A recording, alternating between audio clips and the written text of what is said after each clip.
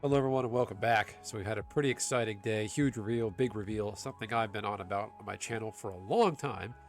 I even predicted one of the Final Fantasy Magic the Gathering things that was revealed today. I predicted this a couple months ago, and I've been on this for a long time. I was one of the first Magic the Gathering content creators to make something Magic Final Fantasy related. So I'll put a link in the description to my prior Final Fantasy Magic the Gathering content. I want to see what else I was right about. I called my shot, and oh boy, did I make it. But as far as today's content here, there's been a big reveal of the Final Fantasy Magic the Gathering Commander pre-constructed decks. So we're getting quite a few of them. Right now, 4 have been revealed, and I'm just going to take you through it. We'll just go ahead and get right into it. Moving on over here, let's take a look at the browser. So here's just a general overview of the Final Fantasy Magic the Gathering news and info. Release date, June 13th, 2025. Here's some art. We had those revealed late last year. Lightning Army of One, Emmett Selch, Together Forever, and we're getting a Moogle, Kupo. So we know that. There's some of the basics. So due to Wizards of the Coast, just kind of in general, I made this mock-up here. Shout out to my Final Fantasy XI fans of a Commander deck, but the Commander is one of the crab monsters from Final Fantasy, Final Fantasy XI, my pet game.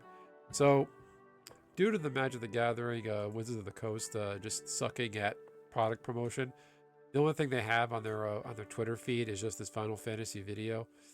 And then the only thing they quoted, like part of their big reveal, is they gave the news, the exclusive first look. They gave it to IGN. So I went ahead and pulled up the IGN article. So here it is. Here's just a high-level overview. Just going to go through the cards. So leading off, Terra, Herald of Hope from Final Fantasy IV. This is original release of Super Nintendo. I did not play much of this one. I remember I borrowed it from a friend. I remember I played the beginning of the game where she's like under a trance or a spell or something. She's actually a bad guy at the beginning of the game, where she's like she's like piloting one of those mech robot things. That's pretty cool. Again, I don't know much about the game, but here's the card, Terra, Herald of Hope. He has trance. At the beginning of combat on your turn, build 2 cards. Gains flying until end of turn. Whenever Terra deals combat damage to a player, pay 2. What do you do? Return target creature card with power 3 or less from your graveyard to the battlefield tapped. Definitely a lot of synergy there. Bringing stuff back from the yard is always fun. You do some life gain. You can reanimate a bunch of weenies, cheap creatures. Tons of synergy. I could see, right now I'm thinking of life gain. Bring back something like, what's that reinforcements card? Comes into play. Create 2 1 white humans, something like that, as well as other smaller creatures. Definitely a lot of potential. Moving on the list here. Here he is, the one everybody's been looking and waiting for. Final Fantasy VII is probably the most popular, favorite, just well known. People think of Final Fantasy, they think of FF7. I enjoyed FF7 as a kid. As I got older, I felt the game because a little bit, I feel like Final Fantasy VII is a bit overrated, but that's just me. But I do enjoy it. I do appreciate it. So Cloud, ex-soldier. I believe I also predicted his creature type as a soldier and a mercenary, so it makes sense. So ex-soldier. He has haste. You can go ahead and read it here. He is equipment based, which I found kind of weird. I feel like he could have done something better. The equipment and treasure tokens. Yeah, you do change weapons throughout the game. The whole RPG aspect, your equipment, your gear, you upgrade your weapon throughout the game. But it seems a little strange. A lot of mana for a 4/4 with haste and equipment. Now, you can do a lot of broken equipment like Batter Skull, all the various swords, Swords of Hearth and Home, Fire and Ice, Light and Dark, Light and Shadow, whatever it is. A lot of potential. Worth noting is the set symbol is the chocobo here. That's perfect. I love that touch. That's a very nice touch. Moving on over. Tidus, Yuna's Guardian. I didn't play Final Fantasy X. Well, that's a lie. I played the part where you got up to where they introduced the sphere grid. And my childhood brain did not comprehend the sphere grid. I thought it was way too complicated. I was so used to Final Fantasy 7 and 9 where you just play, get experience points, and it does it for you. So I kind of lost interest there. But pretty cool anyway. Native combat in return moves counters around. And the cheer ability. I feel like that's a thing from Final Fantasy X. One or more creatures you control with counters on them deal damage.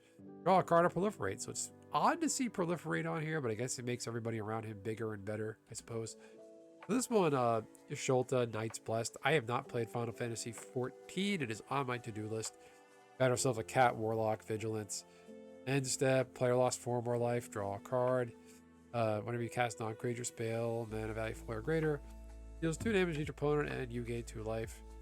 So, I don't have a lot to say about this. I have not played 14. Got the cat lady waifu look here. Anybody in the comments, please feel free to let me know Yasholta's Shalola? I don't know how to pronounce that. Somebody let me know how to pronounce it. What is her role and her place in the Final Fantasy 14 lexicon? Is this ability on par with her stuff she does in the game, in the story? Let me know. So here's the deck box mock-ups here. So Revival Trance, here's Terra. These look great. These look stunning. So here's Cloud. This is going to fly off the shelves. Everybody can't wait to play with this one. Tidus, looking good. Science and Spellcraft. Here's Yashidala. I don't know. I'm not going to try. So they included the white box version. I guess these are just mock-ups for the design purposes. Over here includes, looks like a booster pack. No, includes 1 foil card. Oh, no. Okay, you know what? Answer my question. This is the collector's edition commander deck. What does it have? That +2 legendary, traditional foils, booster sample pack. So if it's the collector's edition, these probably include like a collector booster or collector booster sampler and maybe more goodies. So yeah, pretty good, pretty cool. I'll post a link over this IGN article over here. It gives a lot of great information. I will say, just looking at the art for Cloud here, this art for Cloud I think kind of sucks. Just look at his face. It just looks like really like he's about to swing a sword in the air, come down to you with a big flaming sword, and he's just kind of like, eh. I mean, that expression doesn't match the moment. That's the best way I could put it. Anyway, let me know what you think in the comments. Are you interested? Are you excited for this? I definitely am. These aren't the droids I'm looking for, really. There's other Final Fantasy characters I want to see. I want to see Vincent Valentine. I want to see characters from Final Fantasy 11. I want to know which Cid they're going to do, because there's a Cid in every single Final Fantasy game. And how they're going to do that is definitely curious. So let's just hope Wizards gets this right. They probably don't have a lot of creative control, honestly, with the way the cards look, so they can't screw up the art and add in, social, contextual talking points on that end. They do have a really solid foundation to work with in terms of these characters. They have established stories, established games from other IPs, so they have to stay true to those abilities. There is some additional information here. All 4 of these decks are available, regular version, $69.99, collector's edition is $149. So we do know about some of the price. And again, all 16 of the mainline games will have their moments to shine in Magic the Gathering, Final Fantasy universes beyond. So again, links will be in the description to this video. To this video, you're watching this video, you don't need that. To this IGN article, as well as my prior Final Fantasy. And I'll even link the Wizards info here. Anyway, as always, let me know what you think in the comments. Your just thoughts on anything and everything Final Fantasy and Magic the Gathering and what you're excited to see. I will catch you next time. Thanks, everyone.